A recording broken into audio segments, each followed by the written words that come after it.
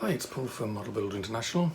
Don't forget, subscribe button's down there somewhere, as is the bell to get notified of future videos. And the future videos, obviously reviews, builds when I get time, although there's none that much lately.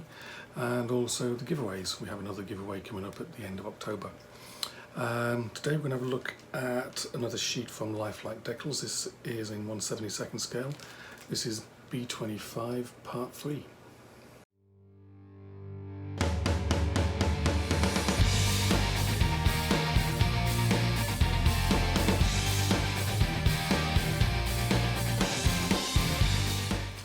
Okay, let's have a look, see what we get in the bag. So I'll just take everything out. I like the bags that Lifelike use because they actually have a bit of space in them and I don't have to struggle to get things out of the bag. So we have basically 3 decal sheets there, some painting masks and the instructions. Okay, let's sheet. Cover, and this is double-sided. So this set is for Lifelike Decals, set 72041 for the B-25. This is part 3. Already covered parts 1 and 2. Part 4 probably next week. 4 aircraft covered. They're all 3 25Js and a B-25C. Recommended kits: the Airfix kit for the B-25C, Hasegawa's B-25J for the other 3. Lifelike put their fax number, their email address and their website on there, and they want to hear from you and have your input. And I think these 4 B-25 sets actually do have a lot of input from other people. There's a couple of names that keep coming up a lot in the information, the descriptions of the designs. And if you spot anything that's wrong and you can prove that it's wrong, let them know. And it's also a good idea to keep an eye on their website, because if they do spot corrections, they will, and you get in touch with them, they'll send you like an update, a little update decal sheet with the offending or the corrections as well. And I believe that's free of charge as well. So if you've got some of these Lifelike decals in your stash, have a look at their website from now and again, just to make sure. Anyway, so we'll go through them. Here's the 4 aircraft, top and bottom views, just to get the big decals on the wings done right. And also the painting schemes.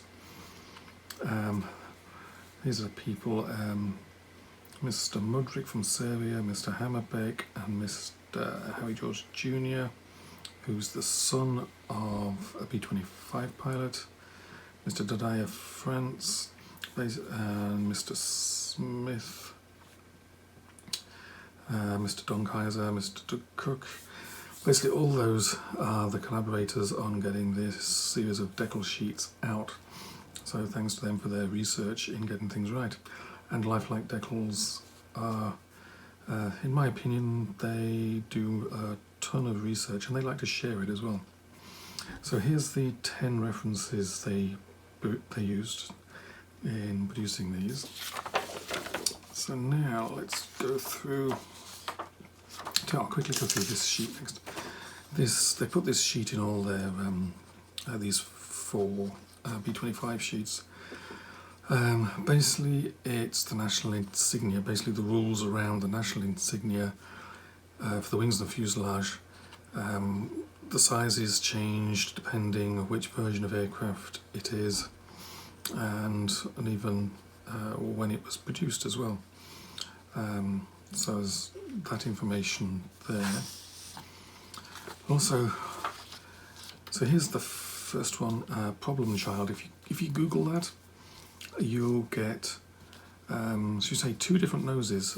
One of them is a modern version on a currently flying B-25, but you'll also find that there are a few images of this actual aircraft, the wartime aircraft.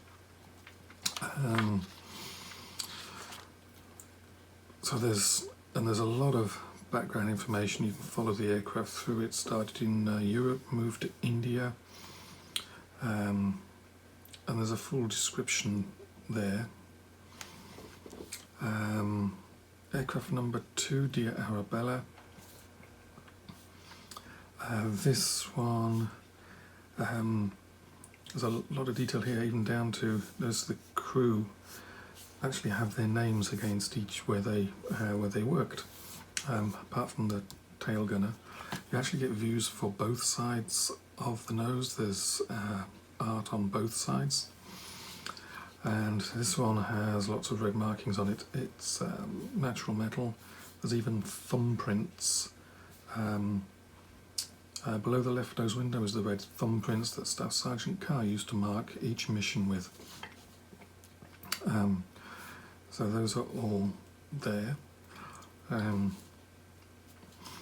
Then we come down to the B-25C. This one, obviously you've used the Airfix kit for, and there's a fair bit of detail here, and it goes through some changes. There's a lot of paint scheme. You can see there's original light sand colour under here, and then as it moved up into, I think it's into Europe, they painted over in dark colours, but they missed some spots as well, I think around the nose glass as well. But you get all the details here. There's actually some new information here. The research that the people I listed earlier on, they did a lot of research, including some personal mementos. This aircraft was damaged by an eruption from Vesuvius in Sicily, and then repaired. And basically the information here is the sort of all new information about exactly how this aircraft looked before it was damaged by a mountain, by a volcano. Not often you get an aircraft that's damaged by a volcano. Over the page we have the fourth option, which as you see has 4 different pictures because it changed, and here you have the story of this aircraft. Like here's the nose art as it started. They're saying it probably had this nose art either applied it was either before it left the States or almost as soon as it arrived in Europe. And the paint mask, where is that gone, is for this aircraft, Baby Blue Eyes. You've got basically the background here for this, that little black area underneath the cockpit, and also that little grey area there. They've given you painting masks you can just cut out and use for these areas. And even the tail number changed over time, and as you see the number of mission markings changed over time as well. Part views, like there's a little white patch on, or a little decal goes on there, and you get the complete story of the aircraft here. These aircraft have differing amounts of nose guns on them, from all 4 down to I think just 1, and there's all the details are laid out in the text underneath. I like that with using the information Lifelike gives you, you can choose, you often have, should we say, more than one option for how an aircraft looks. You know, the decals might be the same, but there'll be some subtle changes to the paintwork, or some decals will be applied, some won't.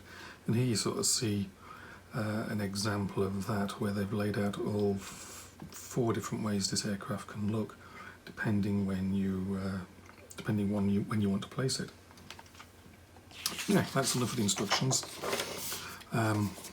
Possibly Lifelike do the best. It's almost like a little historical story of the aircraft when you read their instructions. So, decal sheets, I'll put those up on the screen. There's actually 3 of them. The top one is printed by microscale, and that's mostly just the numbers and small details. The backing film is minimal. I can see it on the text and things where things have to line up, but other than that, not so much. The next one is where the artwork is, and they always get those printed by Cartograph. The artwork is very nicely done, and there's all sorts of shading on there, as you can hopefully see. But yeah, the colouring on the decals is very nice. And at the bottom you've got a full set of stars and bars. So looking at it, you've got, I say, I'm just looking to see where decal number 20 is used. That's that one. So other than that, they use, let's see, 2 decals in the wings. So you can do two complete aircraft using the decals, using the stars and bars that are supplied. Basically, number 3 and one of the other ones. But obviously, if you've got more, you can use existing decals in the aircraft that come with the kit. You just have to use this guide to make sure the decals are actually the right size. It shouldn't be too bad, to be honest. I don't think many people would notice. So yeah, you can use you can do 2 of these schemes with what's here, and it wouldn't take much to use the other ones as well.